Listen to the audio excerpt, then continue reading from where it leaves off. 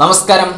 കഴിഞ്ഞ കുറച്ച് ദിവസങ്ങളായിട്ട് നമ്മൾ കേട്ടുകൊണ്ടിരിക്കുന്ന ഒരു വാർത്തയാണ് ലാലേട്ടൻ രാഷ്ട്രീയത്തിലേക്ക് പ്രവേശിക്കാൻ പോകുന്നു. ഓൺലൈൻ മാധ്യമങ്ങളിലൂടെയും അതുപോലെ തന്നെ നമ്മുടെ ന്യൂസ് ചാനലിലൂടെയൊക്കെ നമ്മൾ ഇത്തരത്തിലുള്ള വാർത്തകൾ കേൾക്കുന്നുണ്ട്. ഒരു പ്രമുഖ പാർട്ടി ലാലേട്ടനുമായിട്ട് ചർച്ച നടത്തുന്നു. അത്തരത്തിൽ ചർച്ച നടത്തിക്കൊണ്ട് അതിൽ പുരോഗതി ഉണ്ട് എന്നുള്ള തരത്തിലുള്ള വാർത്തകളൊക്കെയാണ് നമ്മൾ കേൾക്കുന്നത്. ഇതിന് പിന്നിലെ ഒരു സത്യാവസ്ഥ എന്താണെന്നാണ് നമ്മൾ പരിശോധിക്കാൻ പോകുന്നത്. ഇത്തരം വാർത്തകൾ കൂടുതലായിട്ടും കൊടുക്കുന്നത് ഓൺലൈൻ മാധ്യമങ്ങളാണ്.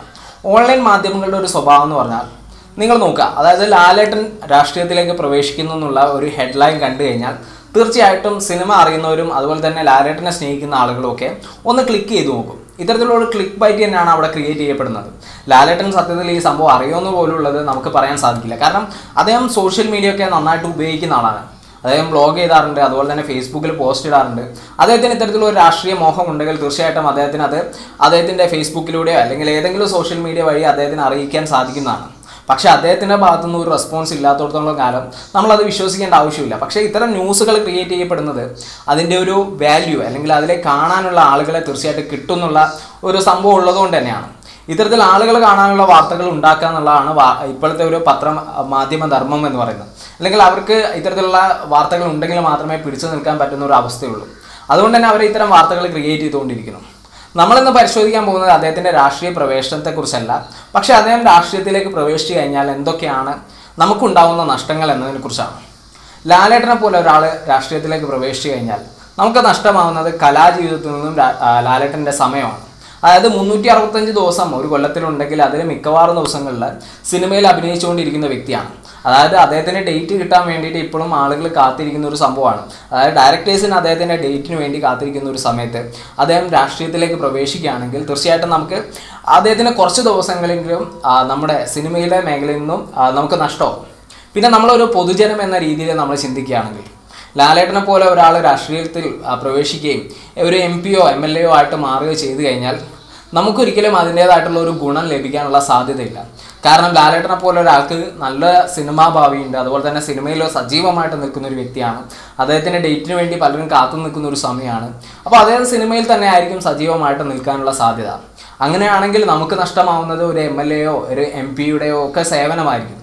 അത്തരത്തിലുള്ള ഒരു കാര്യം കൂടെ നമ്മൾ ചിന്തിക്കണം.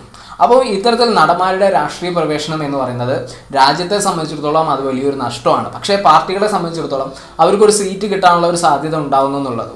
നമ്മളിപ്പോൾ നോക്കുകയാണെങ്കിൽ രാഷ്ട്രീയത്തിൽ പ്രവേശിച്ചിട്ടുള്ള വ്യക്തികളെ നോക്കുകയാണെങ്കിൽ മുകേഷിൻ്റെ കാര്യം എടുത്ത് നോക്കാം.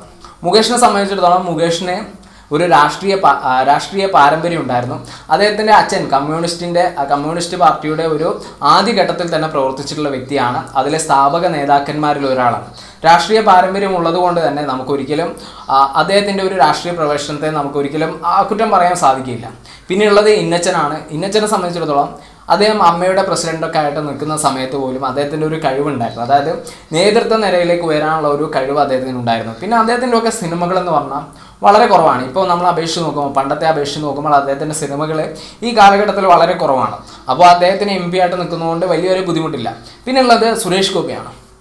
സുരേഷ് ഗോപിയുടെ ഒരു കാര്യം നമ്മൾ നോക്കുകയാണെങ്കിൽ സുരേഷ് ഗോപി MP ആയതിനു ശേഷം കാര്യമായിട്ട് സിനിമയിൽ വന്നിട്ടില്ല. അദ്ദേഹത്തിൻ്റെ സിനിമകൾ സ്ഥിരമായിട്ട് ഇറങ്ങിക്കൊണ്ടിരുന്ന ഒരു കാലഘട്ടം ഉണ്ടായിരുന്നു. MP ആയതിനു ശേഷം അദ്ദേഹം സിനിമകളിൽ സജീവമായിട്ട് നിന്നിട്ടില്ല. അദ്ദേഹത്തിന് കൂടുതൽ സമയവും അദ്ദേഹം ചെലവഴിച്ചിട്ടുള്ളത് രാജ്യത്തിൻ്റെ വികസനത്തിലും അതുപോലെ തന്നെ അദ്ദേഹത്തിൻ്റെ MP എന്ന നിലയിലുള്ള പ്രവർത്തനങ്ങളിലുമാണ്. അപ്പോൾ അതൊക്കെ നമുക്ക് പോസിറ്റീവായിട്ടുള്ള ഒരു ഘടകമാണ്. പക്ഷേ നമ്മൾ പരിശോധിക്കേണ്ടത് ലാലേട്ടനെ പോലെയോ മമ്മൂക്കയെ പോലുള്ള ഒരാൾ രാഷ്ട്രീയത്തിലേക്ക് പ്രവേശിക്കുമ്പോൾ അവർക്ക് ഒരിക്കലും നമ്മൾ പറഞ്ഞതുപോലെ അല്ലെങ്കിൽ നമ്മുടെ സിനിമ വിട്ടുകൊണ്ട് ഒരു രാഷ്ട്രീയം എന്ന് പറയുന്നത് അവർക്ക് ഒരിക്കലും സാധിക്കാത്ത ഒരു കാര്യമാണ്. നമുക്ക് അവർ സിനിമയിൽ നിന്ന് നഷ്ടപ്പെട്ടാലും നമുക്ക് നഷ്ടമാണ്, അതുപോലെ തന്നെ അവരെ രാഷ്ട്രീയത്തിൽ നിന്ന് നഷ്ടപ്പെട്ടാലും നമുക്ക് നഷ്ടമാണ്. ഈ രണ്ട് മേഖലയിലും അവരെ ഒരുമിച്ച് പ്രവർത്തിക്കാൻ ഒരിക്കലും അവർക്ക് സാധിക്കില്ല. അങ്ങനെ വരുമ്പോൾ ഏതിലെങ്കിലും ഒന്നിൽ ഉറച്ചു നിൽക്കുന്നതായിരിക്കും കൂടുതൽ നല്ലതെന്നാണ് എൻ്റെ ഒരു അഭിപ്രായം. കാരണം വേറൊന്നുമല്ല, ലാലേട്ടനെ പോലെ ഒരു മികച്ച നടന് അദ്ദേഹത്തിന് രാഷ്ട്രീയത്തിൽ പ്രവേശിക്കേണ്ട ഒരു ആവശ്യമുണ്ടെന്ന് എനിക്ക് തോന്നുന്നില്ല. കാരണം അദ്ദേഹത്തിൻ്റെ ഒരു പ്രവർത്തന ശേഷി, അതായത് അദ്ദേഹത്തിന് എന്തെങ്കിലും സാമൂഹികമായിട്ടുള്ള ഇടപെടലുകൾ നടത്തണമെങ്കിൽ അത് ചെയ്യിപ്പിക്കാൻ പ്രാപ്തിയുള്ള ഒരു വ്യക്തിയാണ് അദ്ദേഹം ഇപ്പോഴും. അപ്പോൾ അദ്ദേഹത്തിന് ഒരു രാഷ്ട്രീയ കക്ഷിയുടെയോ അല്ലെങ്കിൽ രാഷ്ട്രീയ സ്ഥാനങ്ങളുടെയോ ഒന്നും ആവശ്യമുണ്ടെന്ന് എനിക്ക് തോന്നുന്നില്ല. പദവികളുടെ ആവശ്യമില്ല. കാരണം അദ്ദേഹം ഓൾറെഡി തന്നെ ജനങ്ങൾക്ക് പ്രിയപ്പെട്ടവനാണ്. അപ്പോൾ അതിൻ്റെ ഒരു ആവശ്യം അദ്ദേഹത്തിനില്ല. പിന്നെ അദ്ദേഹത്തിൻ്റെ സേവനം, അതായത് നമ്മൾ ഏറ്റവും കൂടുതൽ അദ്ദേഹത്തെ കണ്ടതും നമുക്ക് ഇഷ്ടപ്പെട്ടതും ഒക്കെ സിനിമാ മേഖലയിലാണ്. അപ്പോൾ ആ മേഖലയിൽ അദ്ദേഹത്തിൻ്റെ ഒരു സംഭാവന ആ രീതിയിൽ, അതായത് നമ്മൾ പ്രതീക്ഷിച്ച രീതിയിൽ പിന്നീട് കിട്ടുമെന്നുള്ളത് നമുക്ക് പറയാൻ സാധിക്കില്ല. പല നേതാക്കന്മാരും, അതായത് ചിരഞ്ജീവി പോലുള്ള ആളുകളൊക്കെ നമുക്കറിയാം രാഷ്ട്രീയം വന്നതിന് ശേഷം അവരുടെ സിനിമകളൊക്കെ കുറഞ്ഞു, അവർ സിനിമയിൽ അഭിനയിക്കാത്തൊരവസ്ഥയായി. അങ്ങനെ ഒരു അവസ്ഥ നമ്മുടെ ലാലേട്ടനും ഉണ്ടാവാൻ പാടില്ല. കാരണം നമുക്ക് വേണ്ടത് നമ്മുടെ അഭിനയിക്കുന്ന, നമ്മൾ ഇഷ്ടപ്പെടുന്ന ലാലേട്ടനെയാണ്.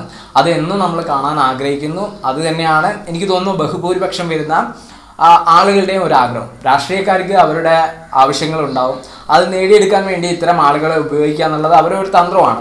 ആ തന്ത്രത്തിൽ ലാലേട്ടൻ പെട്ടുപോകാതിരിക്കട്ടെ. ലാലേട്ടന് നമുക്ക് ആവശ്യം ഒരു നടനായിട്ടാണ്.